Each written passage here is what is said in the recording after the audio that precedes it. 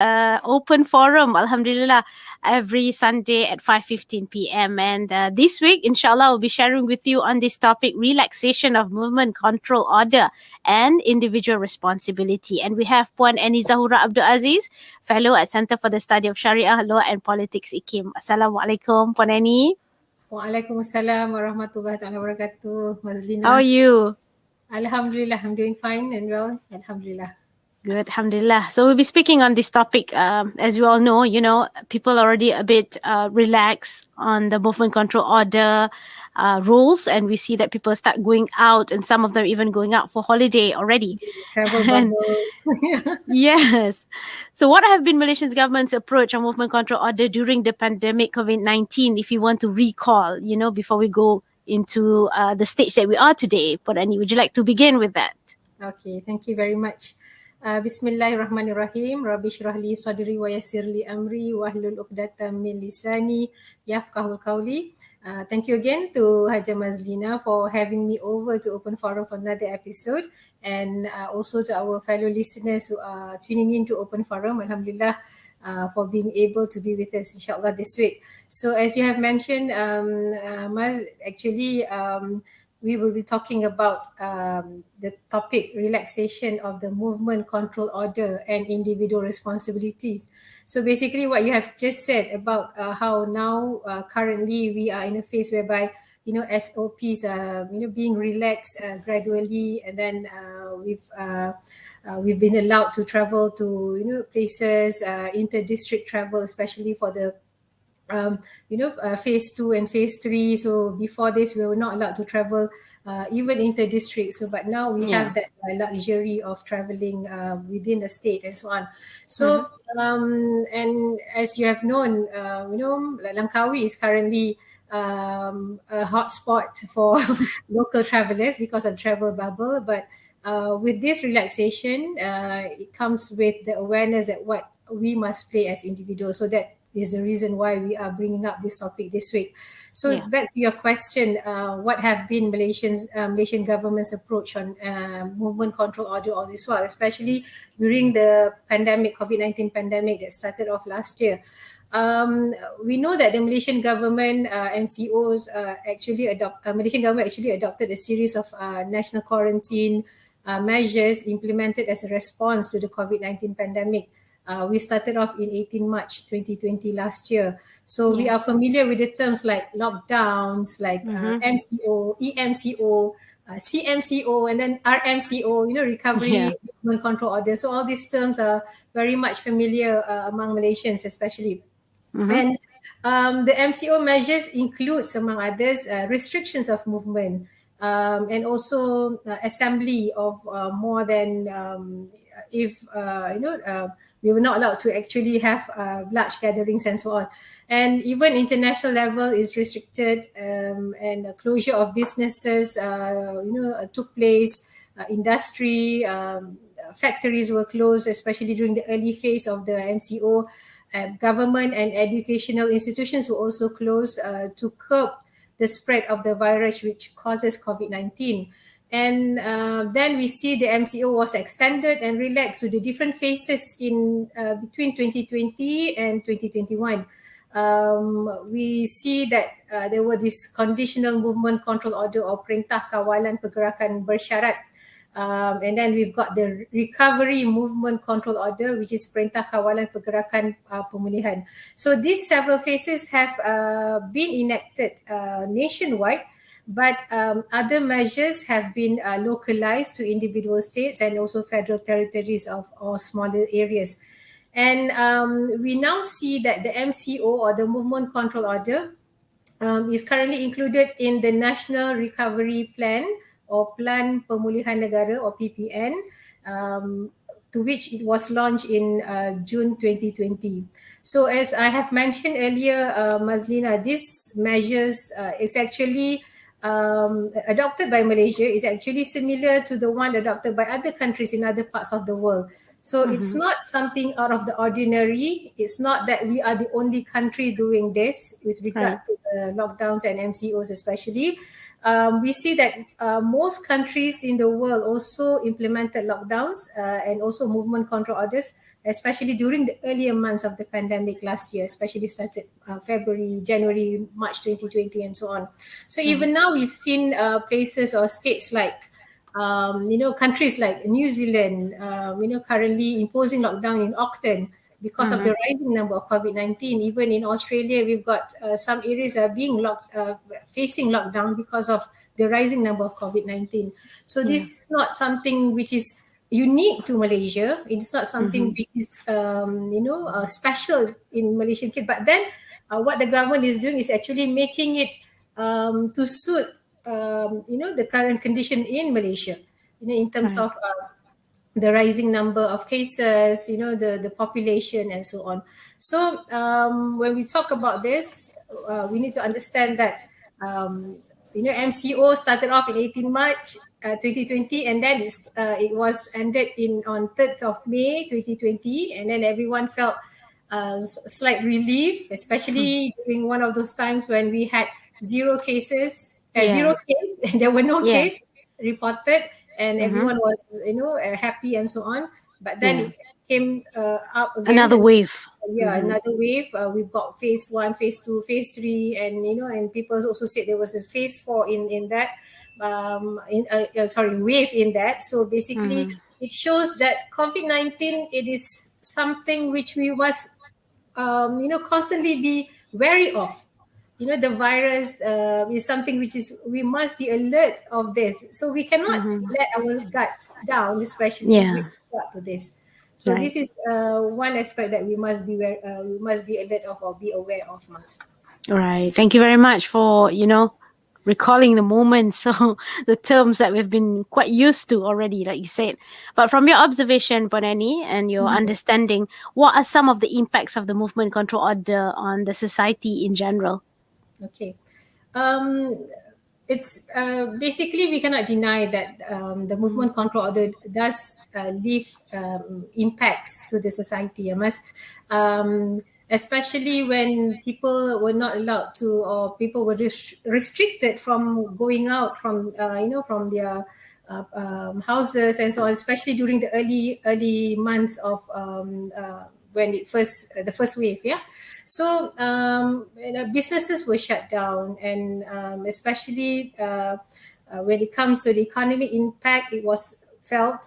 Traveling were not allowed, no inter-district traveling, no international travel is we Yeah. cannot do it at all. So when we talk about the movement control order, it does leave a certain impact,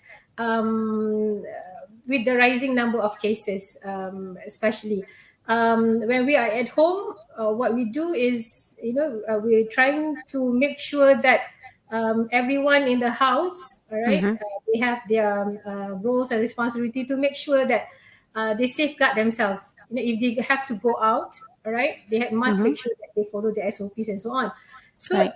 the MCO does leave a certain impact. I think we have invited, several panelists to talk about the impact of MCO, especially with regard to the economic impact. Mm-hmm. All right. We have also talked about the what do you call that, the psychological impact of MCO. This is very much a concern now, because the mental health is also affected when it comes Right. to MCO. Uh, Freedom of movement, when it's restricted, especially, it will cause some sort of anxiety. It will cause the level of stress to individuals. And once it impacts the individuals, it will impact how the individuals perform, or how the individuals react, to the society. Right. So, as members of society, especially, we must make sure that any kind of mental health problems, or any kind of anxiety that we feel has impacted someone close to us, even we individually, all right. Yeah. So we must make Mm-hmm. sure that we address this, we manage this, we must learn how to, and then we need the support. And as members, if we are not affected, we must support those who are affected. So the impacts of MCO, we can see in the rising number of unemployment among Malaysians, especially, Mm-hmm. and businesses were affected. You've got the small businesses, especially who previously were very much vibrant in terms of their activities, but because of the movement control order, especially we see that they have to close these businesses because they were customers were not there. You've seen sometimes you go to places whereby shop houses. Today, if I go to the areas in my housing area, some shop houses which used to be very much bustle with customers, now it's closed shop because there the impact of it you can see it surround around you, but then we understand that the government is trying very hard to make sure that now, especially during this phase, we're trying to help these businesses. That's what they're trying to do. So hopefully, okay, with the relaxation of movement control order, we can bring back some sort of normalcy, but not normalcy per se. It will not be the same as before, Yamas. We have to realize this. This is Yeah. one thing that we tend to forget when government allows relaxation of SOPs, especially. We think that it's going to be like it was before March Mhm. 2020, Back to before normal. COVID-19, Back back to to the normal. previous Yeah. condition. Yeah. But then what we need to understand is we need to create, or we need to understand that the new norm is what we have to adapt ourselves Right. with. So that realization sometimes is not there among Hmm. individuals. They feel that once the government allows you to move, this is what happened. You see in the social media, Yeah. when Kuala Lumpur and Selangor basically were allowed to move into district, you see the number of people going to places where they come together, they Hmm. enjoy themselves and so on. So there were no social distancing. So this is a problem where which must we must realize that we have to overcome. Yeah, must. So as Right. individuals, we have to understand the impacts of what we're doing, especially. Right. Open Forum is speaking to Puan Eni Zahura Abdul Aziz on relaxation of movement control order and individual responsibility. Now we're talking about individual responsibility. Hmm. How is the individual responsibilities crucial during this phase of relaxation of SOPs in Malaysia? All right. Okay. First and foremost, we have to understand that um, individual responsibility is actually comes with the understanding that every individual is important and equally liable to some roles and responsibilities when living in a society. We are not living in isolation. As individual, we do not live in a cave, or we do not Right. live somewhere on our own without interaction with other social beings, but Mm-hmm. we interact with people every single day. All right, and then the roles and individual plays are actually as a neighbor, as for example, as employee, as Mm-hmm. employers, especially, and then the basic responsibilities of an individual are to actually, you need to respect, you need to cooperate, and you need to participate in the Mm-hmm. society. So this is Right. what we need to understand. We don't live in isolation. We don't live on our own. Mm-hmm. When we were born in this world, we have parents with us. We have people who helped us and who raised us, and then we interact with people through our education system and so on, through schools. So this is where we have to understand that we do not live alone. All right. Yeah. So, individual responsibility is actually a moral belief where, as individual, we have responsibility towards the society, and being socially responsible is about all individuals behaving, or doing things which are ethical and which are sensitive towards the social, the economic, and also the environmental aspect, right, in the society. So it is about being accountable for our actions and being conscious of the impact that our action, your action as individual, have on others, on Mm-hmm. the communities, and also the environment. Right. So when we, for example, when we want to throw an empty bottle instead of in the dustbin where it's supposed to be, or recycle box where it's supposed to be in, we throw it by the roadside. We open our Mm. car window and we just throw it. We thinking that um, no, don't, we are not accountable to anyone. All right. But actually, we are accountable to the environment, to the people around us. Who be picking that bottle, that empty bottle? If not someone, the cleaners who are actually being Yeah. paid, yes, but then it's not being responsible if we are the one who caused that problem, yeah. So in the Quran, in many verses, we see that men addressed as individuals and make it clear that everyone will be responsible for his own deeds and will be blamed or credited for what he did. Even in Al-Zalzala, it's highlighted that you will be accountable for every single deed, for every single action that you did. Even to the smallest atom.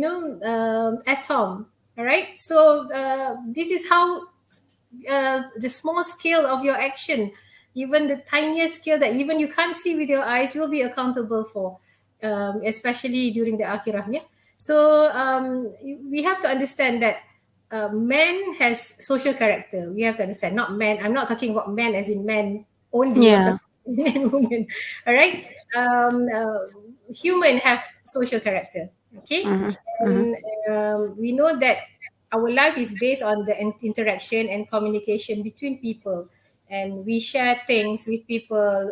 We live together in a family, and we have neighbors, and then we have co-workers who are with us and so on. So we have to help one another. Right. So in the Quran, in Al-Ma'idah, it is said in verse 2, yeah, help one another in righteousness and goodness, and help not one another in sin and aggression.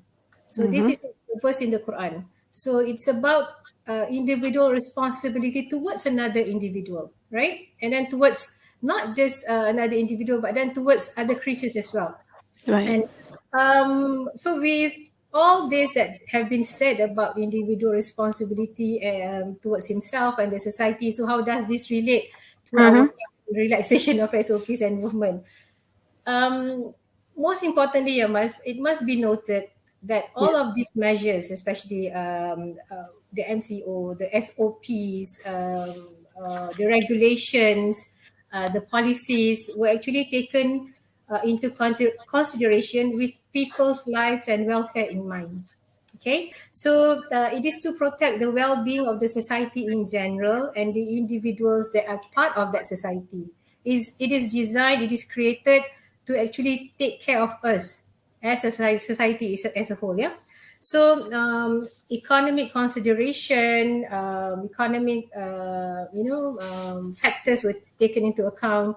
Our general well-being, our health, and also our lives were taken into consideration. So, as individuals who are part of this society, we must observe the rules and regulations that come with this relaxation measures allowed. Yeah, um, we know that physical distancing and wearing face masks are still a requirement, Yeah. even though we currently allowed to move from one place to another, especially within our same state, or those who are going to Langkawi and so on.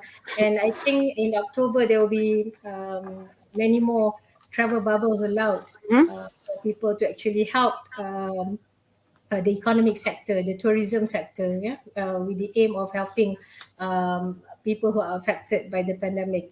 So, physical distancing, wearing face masks is a must. So, do not be lenient about this. You must realize that the virus is still there. It is still there, or it's still here. It's not. Yeah. It doesn't disappear with relaxation of SOPs, or you're allowed Yeah. to. It doesn't disappear. It's not that. It is not there. Okay, Mm-hmm. and vaccination effort is still vital in this war, right? Mm-hmm. We've been reminded about how it is important for us to get vaccinated, and for us to move, even for us to go to shopping complexes, or even for us to go to shops at this present moment, we must prove that we have been fully vaccinated, right? And then we must prove that we have been fully vaccinated, and we are 14 days after we received our second dose. So this is to show that although the SOPs are being relaxed a bit, and then we are free to move, but because the COVID-19 is still there, all right, and then the problem is still there, so we must be very wary about this. We must be very alert about this. So Yeah. as an individual, it is upon us Mm-hmm. to create that awareness. Okay, we cannot allow the sense of freedom to overcome the sense of reality. What is it today? Yeah. So we have to understand that we need to educate our children, for example, about this. We need to tell our, maybe our spouse, our friends, our parents, that we are still in this war against COVID-19. It is Yeah. still a war for us. We are trying our very best as a society to actually overcome this, but we have to realize that SOPs are there. Please make sure that we as individual, the sense of responsibility towards ourselves, towards others, is there. If we Right. lose that sense of responsibility, or we lose that the sense of sincerity in understanding that we are actually helping others, if we adhere to the SOPs, not just ourselves but also helping others, if we lose that sense of understanding, that is when the problem comes. We only Right. think about themselves. We need to understand that this is not about us alone, but it's about saving a lot of other lives as well. So, as responsible individuals, we must observe all of this if we want to succeed in our effort. Yeah, must. So that Mm-hmm. is the realization that we must have as individuals, especially. Right, thank you. And we must know that we are all in this together from beginning, and Yeah. we're not done with fighting the pandemic. Hmm. And as a whole, as a country, as a family, Malaysian family, as how they say it, Yeah. how can we unite to overcome the pandemic, Puan Anizara? Okay. You have said about keluarga Malaysia or Malaysian family. Yeah. The word family itself is very strong in terms of to show the how important it is for us to come together. Mm-hmm. Strong in that sense, the effect of the word is to show that we need to come together as a family, because Yeah. family, we need to love each other, we need to take care of one another. Yeah, there are individuals in the family, but the individuals do not live alone. It's the same thing as the concept of keluarga Malaysia. Yeah, we are a unit in that family of Malaysian Mm-hmm. citizens, of Malaysians, Yeah. as we see it. Yeah. So how can we unite to overcome the pandemic? I would just like to highlight about this fact. Unity is an important aspect for Malaysia, Yeah. especially with regard to this. We cannot allow only certain people in the society, or we cannot just allow them to try to fight this war alone, right? It has to come as a concerted effort from all segments of the society, from even the smallest children to the even to the adults, and also from just someone who's a cleaner, for example. Because all of them have a role on the in this fight, Yeah. in this what do you call that, effort. Yeah. Yeah. Even from a cleaner to the business owners, to even the government, you and me, basically. So you and I, basically, we have a role to play. So we need to come together and understand what our roles are, right? Sometimes Right. we only feel that our roles is only limited or only confined to our what we are responsible for, okay, as a worker, all right. But then actually, we have to understand what lies behind that, okay. Mm-hmm. For example, you as a producer, and also as someone with the media. So what are your roles? So you have to understand that as well, and how you can Mm-hmm. actually contribute that. And me as an academic fellow, how can I contribute to create that awareness, or to create that sense of unity? Yeah. When we're talking about this as well, Mas, I would like to highlight about the loss of lives of Malaysians because of COVID-19. Yeah, Mas. Mm-hmm. Up to this day, we have actually lost more than 24,000 lives, to COVID-19. So that is a high number of victims, yeah, when we talk about this. And out of this, I also would like to highlight about how 4,422, this is quoted in Parliament, yeah, children Mhm. lost either a parent, both parents or guardian, Mhm. and this causes numbers of orphans rising as well. Yeah. So, as an individual in the society, we must understand that the fight against pandemic, how we can contribute, come in so many ways. Okay, this Yeah. is to explain how we can actually play our roles effectively. So, Mhm. with the high number of victims and orphans, we can actually contribute on how to help these orphans. If we know that someone in our areas who have become victims of COVID-19, how Yeah. can we help them? Okay, sometimes they do not need the monetary help, all right, the financial assistance, but they do need the social support. Okay, we should not just leave, oh, because they are now under the welfare, under the government's welfare system or so on, so we just leave it to that. But how we as a neighbor, or how we as a member of the society in our area can actually help.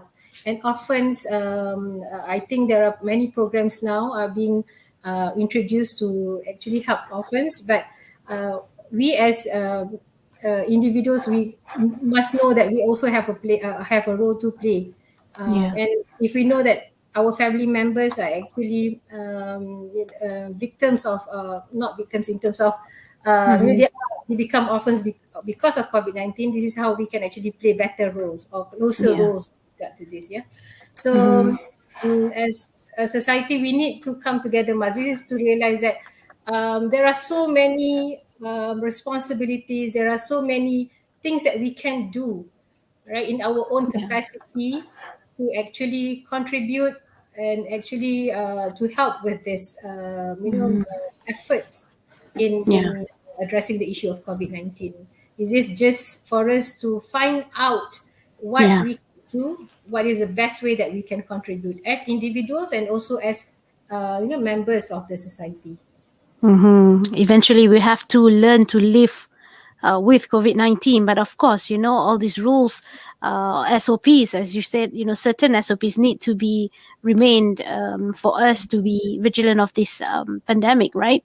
Yes, So, yes. inshallah, how would you like to conclude our discussion this week, Panani? All right. Okay. I just like to say that sometimes people are basically, they get tired and weary when it comes to all these restrictions, Right. is control, Mm-hmm. and the reminders, and the what they call cautions being sent, being alerted, being told about what you should do, what you should not do. Yeah. We have to understand that we need to realize that these restrictions, these precautions, these guidelines, these rules and policies are introduced and implemented to serve a higher purpose of or objective of the Sharia, which is to protect lives. Okay, Mm-hmm. Yeah.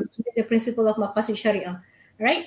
As this deadly virus, it doesn't know religious affiliation. It doesn't know, it doesn't determine you by ethnicity, by Yeah. age, by gender, by social status, whether you're rich, you're poor, whether you're middle class, you B40, M40, Yeah. T20. It doesn't, create that segregation based on that. So Yeah. we must understand that we are doing this, the introduction of rules and regulations. It is done because it is to protect the society in general. Yes. And we observe, or we try to observe this SOPs and so on. We need to create that realization. It's not because of the legal repercussions, right? But it's Mm-hmm. because we are contributing as individuals in the society, okay, to make sure that the fight against this virus, all right, is done as a whole, is done in collective, and so Mm-hmm. that we will win this war against the pandemic. Yes. Inshallah, that's we hope that one day we will come out of this positively. in a Inshallah. better state, inshallah, as a better people, Yeah. actually. So Mm-hmm. that's it for this topic: relaxation of movement control order and individual responsibility with Puan Annie Zahura Abdul Aziz. Inshallah, next week in open forum we will share on our next topic. So until then, thank you very much for all the reminders, and have a good remaining weekend to you. Thank you. Thank you again. Assalamualaikum. Waalaikumsalam warahmatullahi wabarakatuh.